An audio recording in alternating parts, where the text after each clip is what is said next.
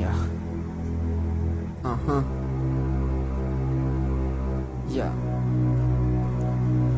Dan za dan živiš dok te vlada ubija verbalno, kao da je neko nad Bosnom slomio ogledalo. To je prokletstvo koje mojoj raji nije trebalo. Sad je sistem takav da je novac zamijenio kefalo. Niko ne traži avion, ni da živi kolor.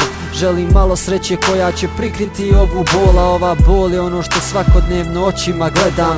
Djeca se školuju pola i za sendviča nema, pa jel nam to treba u ovoj našoj državi, da živimo ko zatvorenici u vašoj tvrđavi. Ljudi jesu rđavi jer sad će sve opet isto, opet vaša obećanja koja udaraju nisko. A ja ratujem sa psihom, a ta ista me je ubila. Poznati je moment na ivici ludila. Dobro nestaje u ljudima, zlo će slavu ponijet. Danas isto noćas legnem, sutra bit će opet. Svaki dan je korak unazad za moju raju. Svaka noć te baca u taj san gdje gubiš glavu. Svako jutro gledaš se u ogledalo, reci šta vidiš. Bez borbe predaš se i cigarom živce smiriš. Svaki dan je korak unazad za moju raju. Svaka noć te baca u taj san gdje gubiš glavu. Svako jutro gledaš se u ogledalo, reci šta vidiš. Bez borbe predaš se i cigarom živce smiriš.